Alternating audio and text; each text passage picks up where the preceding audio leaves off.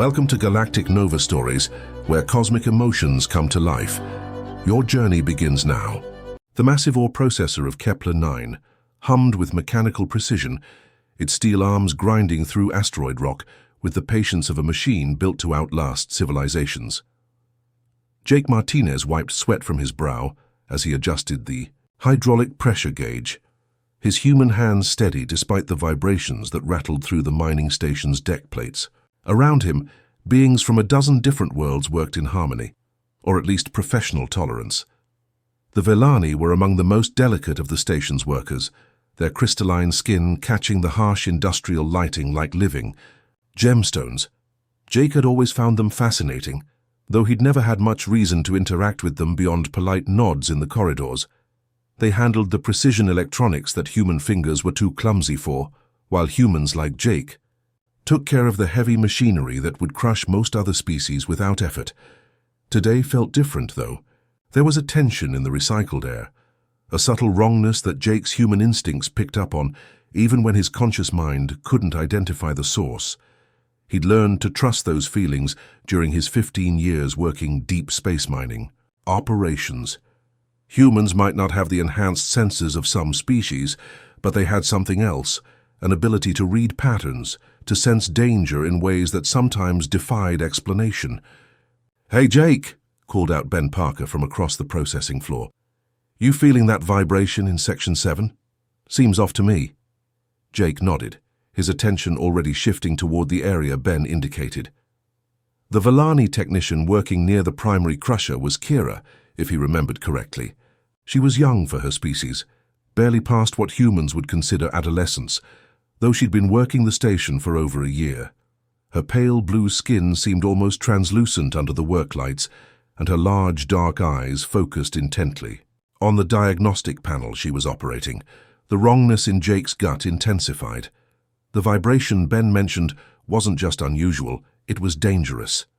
Jake had seen enough industrial accidents to recognize the early warning signs of catastrophic failure, and every fiber of his being was screaming that something terrible was about to happen. "Kira!" he shouted, but his voice was lost in the mechanical din. The ore processor's rhythm changed, a subtle shift that most beings wouldn't notice, but Jake's human ears evolved to detect the slightest variation in environmental sounds, caught it immediately. The machine was about to tear itself apart, and Kira was standing directly in the path of 3 tons of failing machinery. Time seemed to slow as Jake's adrenaline spiked. This was what humans were known for throughout the galaxy. Not superior technology or ancient wisdom, but the ability to act without hesitation when lives were at stake. While other species might pause to calculate risks or seek consensus, humans simply moved. Every great bond starts with a single moment of courage. Galactic Nova Stories is just beginning, and your support matters. If you love emotional sci-fi tales, forbidden connections, and stories that stay with you, hit subscribe. It's free, and it helps us bring more stories from the stars to you. Jake sprinted across the processing floor, his heavy boots pounding against metal grating. Other workers looked up in confusion as he charged past them, but he had no time to explain. The machine's death rattle was growing louder, and Kira remained focused on her diagnostics, unaware of the impending disaster. "Kira!" Jake bellowed with every ounce of air in his lungs. This time she heard him. Her crystalline head turned dark, eyes wide with surprise at seeing a human running straight toward her. For a moment, confusion flickered across her delicate features. Then Jake saw the exact instant when she noticed the failing machinery above her, the way her entire body went rigid with terror, the way her mouth opened in a silent scream. But it was too late for her to move. The Vellani were graceful but not fast, their bodies designed for precision rather than speed. The massive hydraulic arm was already beginning its fatal descent, tons of metal and ceramic grinding loose from their moorings. Jake didn't slow down. If anything, he pushed himself harder, drawing on reserves of strength and speed that his human physiology had evolved over millions of years of survival. This was what his species did. They ran toward danger when others ran away. They threw themselves between the innocent and harm without calculation or hesitation. The distance between them closed in heartbeats that felt like hours. Jake's shoulder connected with Kira's midsection just as the hydraulic arm broke free from its mounting. The impact drove both of them sideways in a controlled tackle that Jake had perfected during his college football days, back when Earth seemed like the entire universe. Kira's slight form folded against him as they tumbled behind a support pillar, and Jake wrapped his arms around her protectively, using his own body to shield her from the debris he knew was coming. The processor's death was spectacular and violent. 3 tons of machinery crashed into the spot where Kira had been standing just seconds before, sending shockwaves through the deck that knocked workers off their feet throughout the section. Sparks erupted from severed power lines, and the acrid smell of burning electronics filled the air as emergency alarms began their harsh wailing. Jake felt the impact through the deck plating, a bone-deep vibration that reminded him why humans were considered among the most durable species in known space. What would have shattered Vellani bones or ruptured Cillian organs barely registered as more than discomfort to his human physiology. But Kira, she was hurt. Easy, Jake murmured, his voice gentle despite the chaos around them. Don't try to move yet. Kira's breathing came in short, sharp gasps, and Jake could see crystalline tears tracking down her blue-tinged cheeks. Her left arm was bent at an unnatural angle, and several of the delicate ridges along her spine appeared to be cracked. But she was alive, and that was what mattered. I don't understand, she whispered, her voice carrying the musical quality typical of her species. How did you know? The diagnostics showed normal operations until the final moment. Jake helped her sit up carefully, supporting her injured arm. Human intuition, I guess. We're not the smartest species or the strongest, but we're good at reading situations, pattern recognition. He looked around at the destruction, noting that other workers were already moving to secure the area and tend to the wounded. Sometimes we just know when something's wrong, even when we can't prove it. Ben Parker appeared at Jake's shoulder, his weathered face creased with concern. Medical team's on the way, he reported. What the hell happened here? Machine failure, Jake replied, but something in his tone suggested he wasn't entirely convinced. Catastrophic breakdown of the primary hydraulic system. Kira struggled to focus through her pain. That's impossible. Those systems have 17 redundant safety protocols. The probability of simultaneous failure across all backup systems is less than 0.001%. Unless it wasn't an accident, Jake said quietly. The implications of that statement hung in the air like the smoke from the burning electronics. Sabotage on a deep space mining station wasn't just an attack on property. It was attempted murder on a massive scale. The wrong kind of failure could breach hull integrity or destroy life support, killing everyone aboard in the cold vacuum of space. Dr. Wells, the station's chief medical officer, arrived with her team and immediately began treating Kira's injuries. Jake watched as they worked, noting how carefully they handled her crystalline physiology. Vellani bones were more like living gemstone than calcium-based structures, beautiful but brittle. What would be a minor fracture to a human required delicate, surgical intervention for her species. You saved her life, Dr. Wells told Jake as her team prepared to transport Kira to the medical bay. Another few seconds and she didn't need to finish the sentence. Jake nodded, but his attention was focused on Kira's face as the medical team lifted her onto a transport stretcher. Despite her injuries and the shock of nearly dying, her large dark eyes remained fixed on him with an expression he couldn't quite interpret. There was gratitude there, certainly, but something else as well. Curiosity, perhaps, or maybe wonder. Thank you, Kira said as they prepared to carry her away. No one has ever... She struggled to find words. My people have stories about humans, but I never believed them until now. What kind of stories? Jake asked, walking alongside the stretcher as they moved toward the medical bay. That humans don't calculate risks like other species, that when someone is in danger you simply act. We always thought it was exaggeration or myth. Her voice grew softer.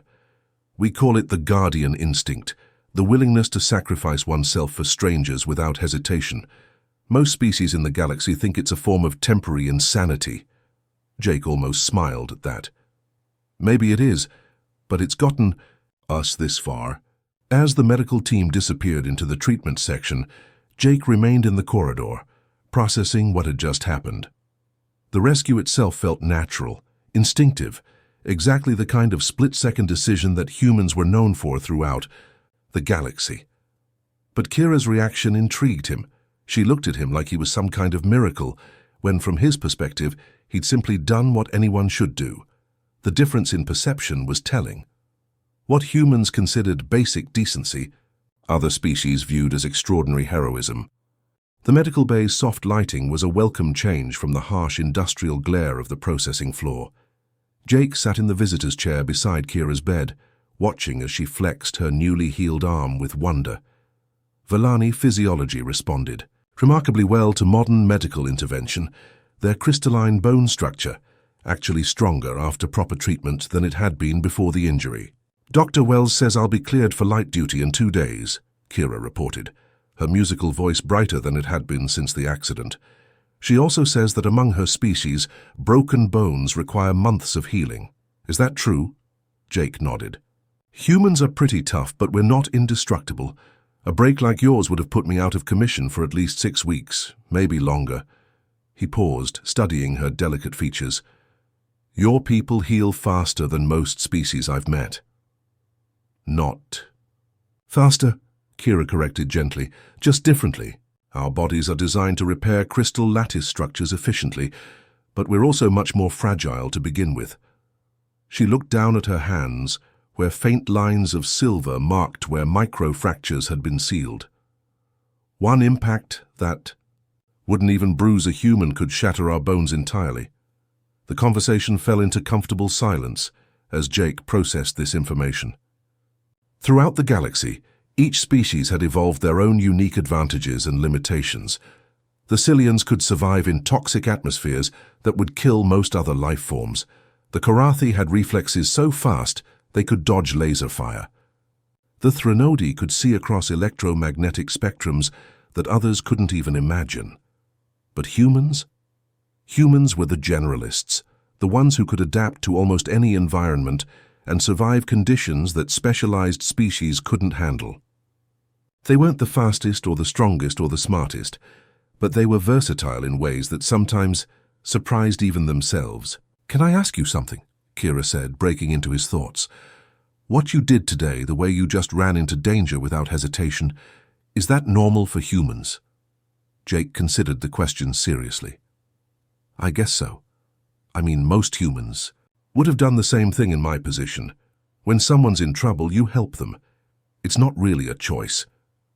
But it is a choice, Kira insisted, her dark eyes intense. You could have sought safety, called for help, warned others to evacuate. Instead, you risked your own life for someone you barely knew. That's not logical behavior. Logic has its place, Jake agreed, but so does instinct. Humans have spent millions of years learning to work together, to protect the group even at personal cost. Maybe it's not logical in the moment, but it's kept our species alive. Kira was quiet for a long moment, absorbing this. My people have a different approach. We calculate probabilities, assess risks, make decisions based on optimal outcomes. Individual sacrifice for unknown benefit is considered wasteful. That's not wrong, Jake said carefully. It's just different. Your way probably prevents a lot of unnecessary casualties. But it also means we might stand by and watch someone die while we're still calculating whether intervention is worthwhile, Kira replied, her voice carrying a note of something that might have been shame.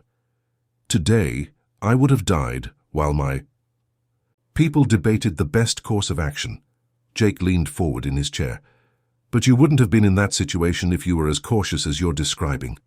You were there doing your job, taking the same risks as everyone else. Because the station requires it, Kira explained. Cost-benefit analysis determined that the economic advantages outweighed the personal risks. But personal heroism, without clear benefit, that's uniquely human. As if summoned by their conversation, Dr. Wells appeared in the doorway with a data pad in her hands. I have the preliminary investigation results, she announced. Jake, your instincts were correct. This wasn't an accident. Jake felt his stomach clench, though part of him had already known. Sabotage? Deliberate tampering with the hydraulic systems.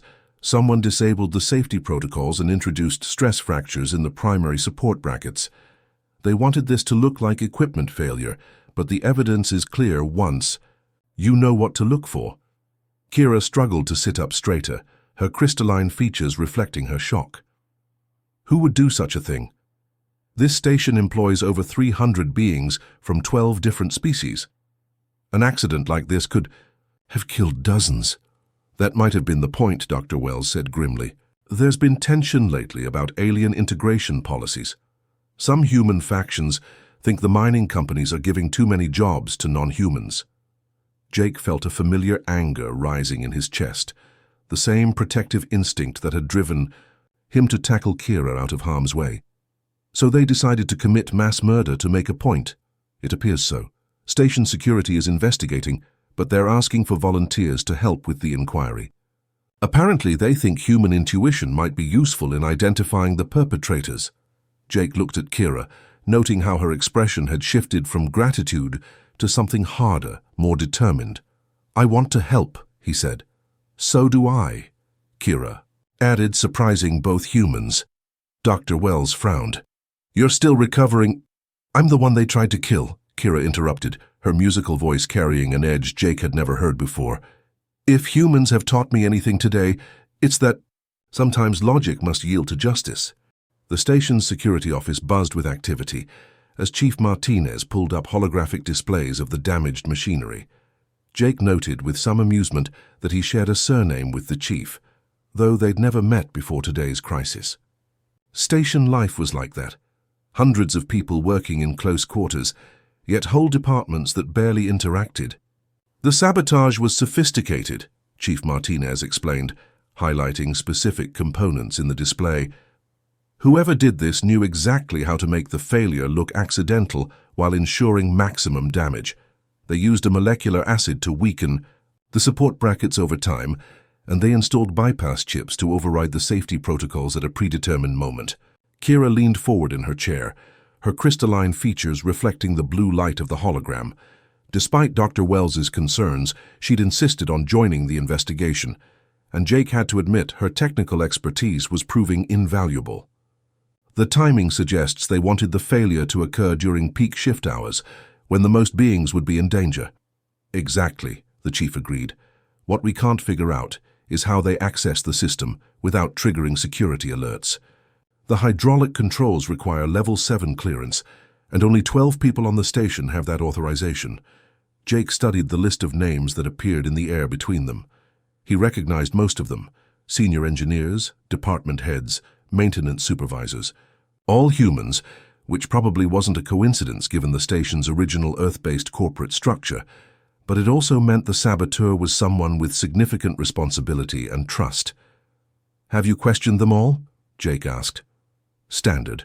Interviews, yes, but they all have alibis and their access logs show normal patterns, nothing that obviously points to sabotage. Chief Martinez looked frustrated. That's why we requested human assistance. Your species has a reputation for reading between the lines, so to speak.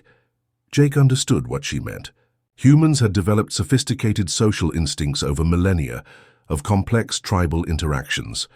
They could often detect deception or hidden motives through subtle cues that other species missed entirely. It wasn't telepathy or supernatural ability, just the accumulated wisdom of a species that had survived by learning to navigate complicated social hierarchies. I'd like to interview them myself, Jake said. Not as accusations, just informal conversations. Sometimes people reveal more when they don't feel like they're being interrogated. I want to observe, Kira added. Vellani are naturally analytical. I might notice patterns that aren't obvious to either human perspective. Chief Martinez looked skeptical. This isn't exactly standard procedure. Nothing about this situation is standard, Jake interrupted. Someone tried to commit mass murder. On your station. If unconventional methods help catch them, isn't it worth trying? After a moment's consideration, the chief nodded. All right, but I want everything recorded and you'll have a security escort for each interview. Over the next 4 hours, Jake and Kira worked their way through the list of authorized personnel. Most of the conversations were routine, concerned employees wondering about station safety, frustrated engineers dealing with equipment delays caused by the investigation. But 3 interactions stood out as unusual. Dr. Harrison from the Geological Survey team seemed nervous, fidgeting with his datapad and avoiding eye contact. When Jake asked about the station's alien integration policies, Harrison's response was carefully neutral in a way that felt rehearsed. "I think everyone deserves equal opportunities," he said. But his body language suggested he didn't believe his own words. Engineering Supervisor Beck was more direct in her hostility. "I'm not saying the sabotage was right," she told them, "but you can't ignore the economic reality. These mining contracts used to support human families back on Earth. Now half the jobs go to aliens who'll work for lower wages." The third anomaly was Maintenance Chief Torres, who seemed genuinely upset about the incident, but kept making comments that rubbed Jake the wrong way. "It's terrible what happened to your friend," he said to Jake, gesturing toward Kira. "These alien species are so fragile. Makes you wonder if they're really suited for industrial work." After the interviews, Jake and Kira retreated to the station's observation deck to discuss their impressions. Through the transparent aluminum windows, the asteroid field stretched endlessly, chunks of rock and metal tumbling in slow motion against the starfield. "Beck is angry but honest about it," Jake concluded. "Harrison is hiding something, but I don't think it's sabotage, probably just embarrassed about his prejudices. Torres, though, he was performing concern rather than feeling it," Kira agreed. "Among my people, we study emotional authenticity as part of our technical training. His expressions didn't match his claimed emotions." Jake nodded, feeling that familiar tingle of intuition that had saved Kira's life. Plus, he kept emphasizing how fragile non-humans are, like he was trying to justify something. "Or setting up his next attempt," Kira said quietly. They looked at each other, both realizing they might have identified the saboteur. But suspicion wasn't proof, and Torres held a position of significant trust and authority. Convincing Chief Martinez to take action would require more than human hunches and Villani emotional analysis. "We need evidence," Jake said. "Then we'll find it," Kira replied, her crystalline features set with determination that reminded Jake why he'd been willing to risk his life for her. The maintenance tunnels beneath Kepler 9 were a maze of pipes, conduits, and access ways that most station personnel never saw. Jake moved through them with the confidence of someone who'd spent years working in similar spaces, while Kira followed with the careful precision of her species. Her crystalline skin caught and reflected the emergency lighting, creating patterns of blue and silver that danced along the tunnel walls.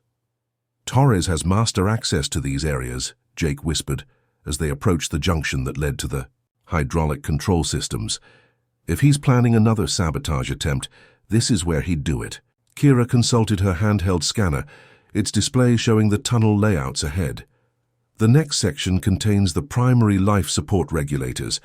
If someone wanted to cause casualties without making it look obviously intentional, Jake felt his protective instincts surge at the implication. An attack on life support would endanger every being on the station, not just the alien workers that seemed to be the saboteur's primary target. "We need to catch him in the act." They'd been monitoring Torres for 6 hours, tracking his movements through security cameras and access logs. Chief Martinez had been skeptical of their theory initially, but she'd agreed to covert surveillance when Jake pointed out that even if they were wrong, keeping an eye on all senior maintenance staff was a reasonable precaution. The breakthrough had come when Torres accessed restricted technical manuals during his off-shift hours, specifically blueprints for the station's atmospheric recycling systems.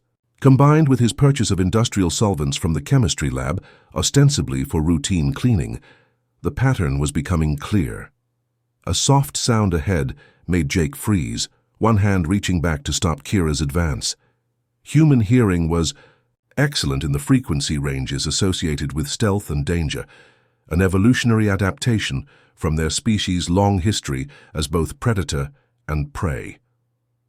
Someone was moving through the tunnels ahead of them, trying to be quiet, but not quite succeeding.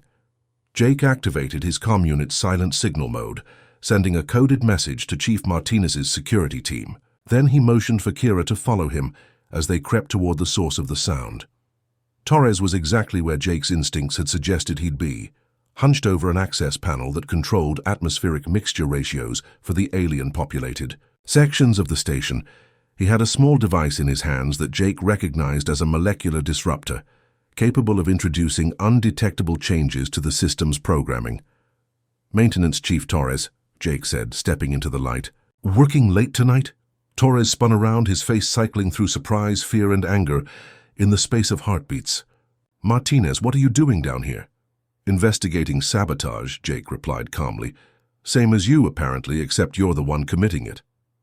"You don't know what you're talking about," Torres snarled, but his hand moved toward the tool kit at his belt. Jake recognized the motion. Torres was reaching for a weapon. Human reflexes were good, but not superhuman. What made Jake dangerous in that moment wasn't speed or strength, but his ability to read Torres's intentions and react before the other man had fully committed to his action. Jake lunged forward, just as Torres's hand closed on a plasma cutter, tackling him away from the control panel. The fight was brief but violent. Torres was desperate, knowing that capture meant imprisonment and disgrace, while Jake was motivated by the knowledge that every being on the station was in danger. They crashed into pipes and conduits, their struggle echoing through the maintenance tunnels like thunder. But humans had one advantage that Torres seemed to have forgotten: their species' legendary endurance and pain tolerance. When Torres managed to slash Jake's shoulder with the plasma cutter, the injury barely slowed him down. When Jake's return blow cracked Torres's ribs, the saboteur crumpled in agony. "Help!" Torres gasped into his comm unit. "Martinez is attacking me. I was just doing routine maintenance." "Save it," Jake panted, restraining Torres with magnetic restraints from his toolkit. "We have recordings of everything."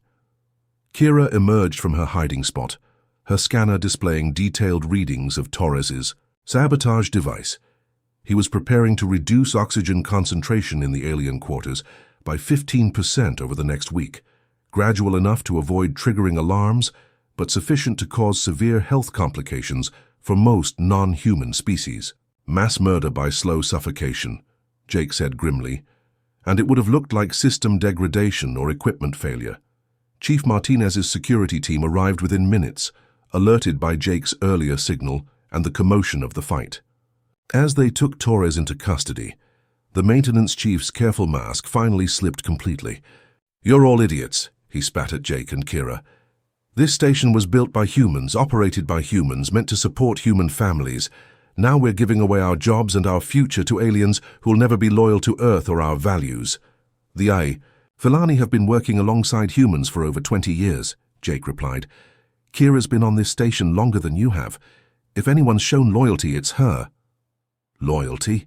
Torres laughed bitterly. "She's loyal to her paycheck, nothing more. When push comes to shove, her kind will always choose their own species over ours." Jake looked at Kira, noting how her crystalline features had hardened at Torres's words. "That's where you're wrong," he said quietly. "Today, when I had to choose between my own safety and protecting someone from another species, I didn't hesitate. And earlier, when she could have stayed safely in the medical bay, she chose to help catch the person who tried to kill her. Loyalty isn't about species, it's about character." As the security team led Torres away, Jake saw something change in Kira's expression. The wonder and gratitude from their first meeting had evolved into something deeper, respect perhaps, or recognition of a kindred spirit. The station's command center buzzed with emergency activity as alarms wailed throughout the corridors.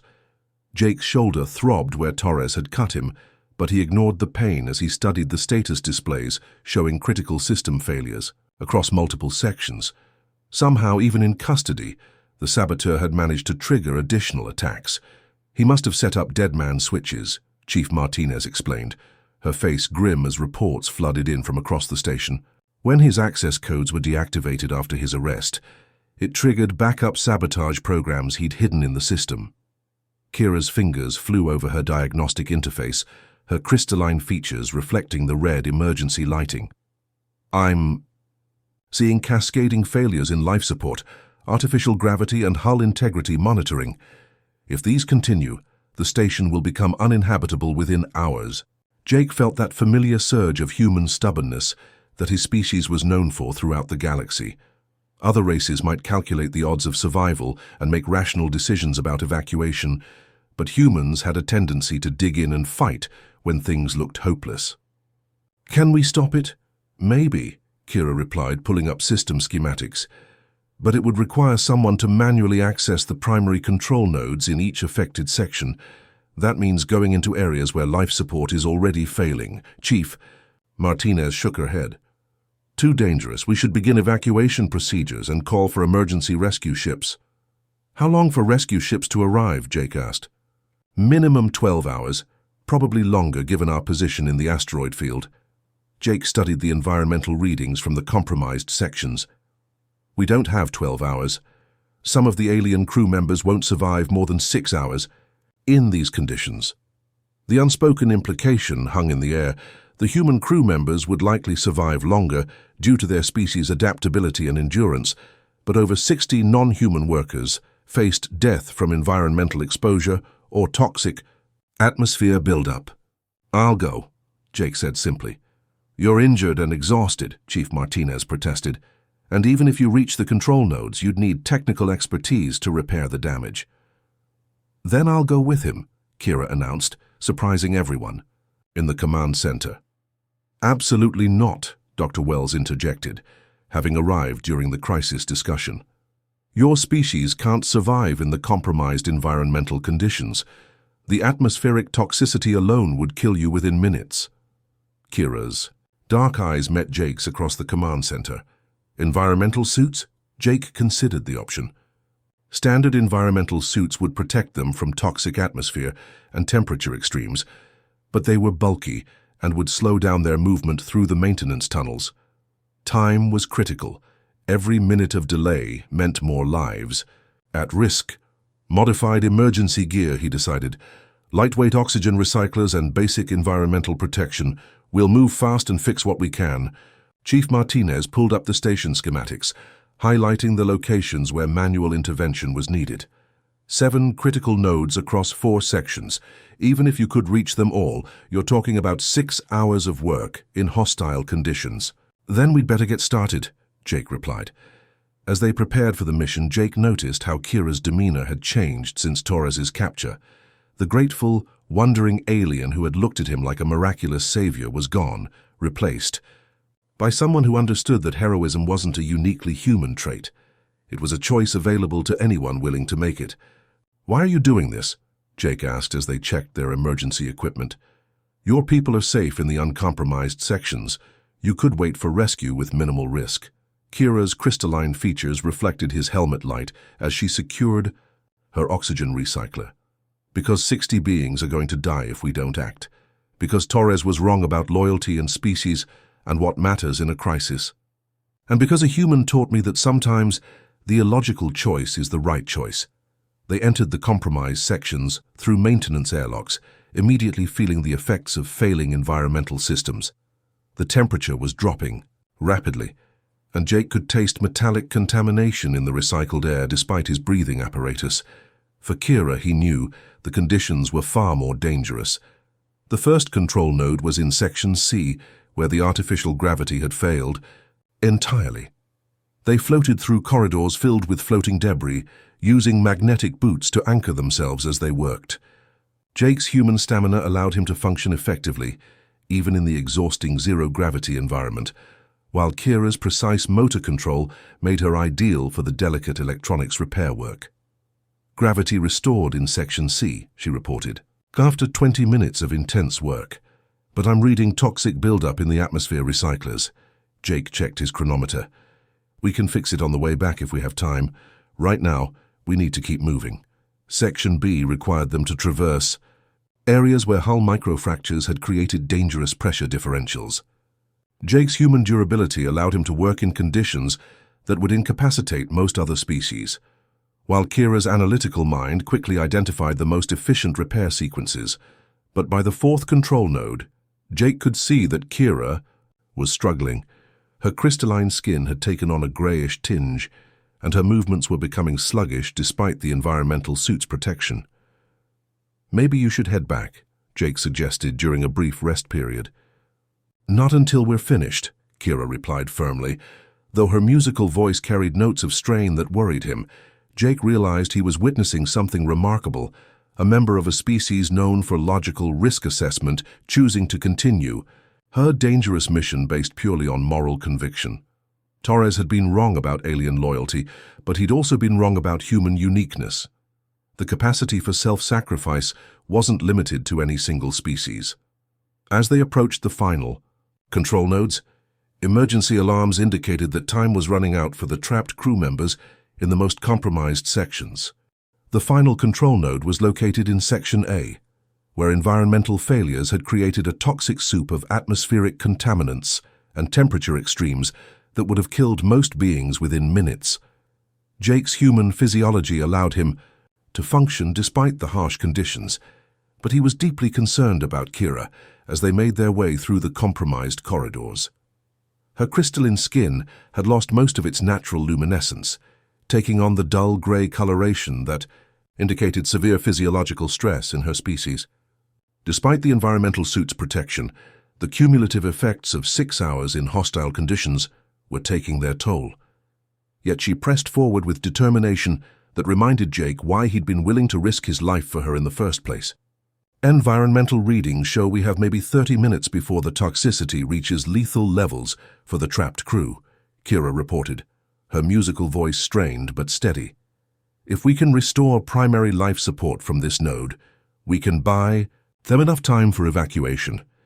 Jake studied the control interface, noting the extensive damage Torres's sabotage programs had inflicted on the primary systems. This is going to require a complete system restart and manual recalibration. Are you sure you can handle the technical aspects in your current condition? I have to, Kira replied simply, echoing the same sentiment Jake had expressed hours earlier when he decided to tackle her away from the falling machinery. They worked together with desperate efficiency, Jake's human endurance allowing him to maintain steady performance despite exhaustion and injury, while Kira's technical expertise guided them through the complex repair procedures. Her hands trembled as she worked, but her mind remained sharp, calculating optimal pathways through damaged systems with the analytical precision her species was known for. Life support restoration initiated, she announced after what felt like hours, but had only been minutes. Primary atmospheric recycling coming online, artificial gravity stabilizing, hull integrity monitors active. Throughout the station, emergency alarms began shifting from critical alerts to cautionary warnings as environmental conditions slowly improved. Jake felt a wave of relief wash over him as he realized they'd succeeded, but his attention remained focused on Kira, whose condition was visibly deteriorating despite their success. "We did it," he said, supporting her as she swayed on her feet. "The crew is safe." "We did it," she agreed, her dark eyes meeting his with an expression that had evolved far beyond the gratitude and wonder of their first meeting. What Jake saw there now was recognition, the acknowledgement of someone who had discovered that heroism wasn't about species or biology, but about the choices individuals made when faced with moral imperatives. The journey back to the safe sections of the station took longer than their outward trip, as Jake had to support Kira through corridors where environmental conditions were still recovering. By the time they reached the command center, Dr. Wells was waiting with a full medical team. 63 crew members safe and accounted for, Chief Martinez reported as the medical team began treating Kira's environmental exposure. "All critical. Systems restored and stable. The station is secure." Jake slumped into a chair, finally allowing exhaustion to catch up with him. The cut on his shoulder had reopened during their mission, and his entire body ached from the physical demands of working in hostile conditions. But he felt a deep satisfaction that had nothing to do with personal accomplishment and everything to do with lives saved. Over the following days, as the station returned to normal operations and Torres awaited trial for attempted mass murder, Jake found himself spending more time with Kira as she recovered from her environmental exposure. Their conversations had evolved from the tentative exchanges of different species, learning about each other, to the comfortable dialogue of friends who had shared danger and emerged stronger. "I've been thinking about what Torres said," Kira mentioned one evening as they sat in the observation deck, watching the endless dance of asteroids beyond the transparent aluminum windows. About loyalty and species and what motivates us. Jake waited, having learned that Kira often needed time to fully formulate her thoughts before expressing them. He was wrong about almost everything, she continued, but he wasn't entirely wrong about differences between species. Humans do have qualities that others lack, not superior qualities, necessarily, but distinctive ones, such as the willingness to act without complete information. Most species, including mine, prefer to analyze situations thoroughly before committing to action. It's safer, more logical, often more efficient. She paused, her crystalline features reflecting the starlight. But sometimes logical analysis leads to paralysis. Sometimes the right choice is the one that defies calculation. Jake considered this. And sometimes quick action gets people killed when a more thoughtful approach would have worked better. Human instinct isn't always right. No, Kira agreed, but it's often brave, and bravery has its own value, even when it's not optimal. She looked at him directly. You didn't save my life because you calculated the odds and determined it was the logical choice. You saved me because someone was in danger and you could help. Anyone would have done the same thing. That's what makes it remarkable, Kira replied. You genuinely believe that self-sacrifice for strangers is normal behavior. Most humans seem to share that belief, which means your entire species has collectively decided that individual survival is less important than collective welfare. Jake had never thought about it in those terms, but he supposed she was right. Human societies had always been built around the concept of mutual aid and shared responsibility, even when it came at personal cost. What happens now? He asked, changing the subject slightly. With the station, I mean, and the integration policies. Kira smiled, an expression that transformed her crystalline features in ways that still fascinated Jake. Chief Martinez tells me that Torres's actions have actually strengthened support for interspecies cooperation. Apparently, watching humans and aliens work together to save lives was more persuasive than any policy argument could have been. Good, Jake said simply. They sat in comfortable silence for a while, watching the stars wheel slowly past the observation windows. Finally, Kira spoke again. I have a confession to make, she said. When I first met you, before the accident, I thought humans were crude and impulsive. My people's research suggested your species lacked sophistication in decision-making processes. Jake laughed. We probably do. But I understand now that there's wisdom in impulsiveness if it's driven by the right motivations. Quick action based on moral conviction can achieve things that careful analysis never could. She paused. I've requested a transfer to the human integrated engineering teams. I want to learn more about working with your species, and I've requested assignment to the interspecies technical training program, Jake replied. Turns out there's a lot I can learn from other perspectives, even if I'll never be as analytical as a Vellani. As they prepared to leave the observation deck, Jake reflected on how much had changed since that moment, when he'd seen Kira in danger and acted without hesitation. The rescue itself had taken only seconds, but its consequences had rippled outward in ways he couldn't have anticipated. Torres's sabotage had been thwarted, genuine friendships had formed between species, and perhaps most importantly, beings throughout the station had learned that heroism wasn't the exclusive domain of any particular race. Jake, Kira said, as they walked toward their respective quarters, thank you. Not just for saving my life, but for showing me that courage comes in many forms. Thank you for showing me that logic and emotion don't have to be opposing forces, Jake replied. Sometimes they work better together. As they parted ways in the corridor, Jake felt a sense of completion that went beyond the successful resolution of the crisis. The universe was vast and filled with countless species, each with their own strengths and limitations. But perhaps the real strength came not from any individual race's capabilities, but from their willingness to work together, to learn from each other, and to act with courage when the situation demanded it. Humans might be special in their own way, but they weren't alone in the galaxy. And that, Jake thought as he headed toward his quarters, made the universe a far more interesting and hopeful place than he'd ever imagined. In the depths of space, Kepler-9 continued its eternal work, processing asteroids and building the future one day at a time. But now it did so with the knowledge that when crisis came, beings of different species could stand together, face danger as one, and emerge stronger for the experience. The stars wheeled on in their ancient patterns, indifferent to the small dramas of sentient life.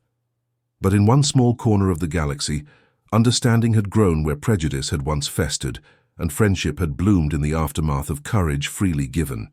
It was, Jake reflected, exactly the kind of impossible, illogical, beautifully human outcome that made their species worth celebrating.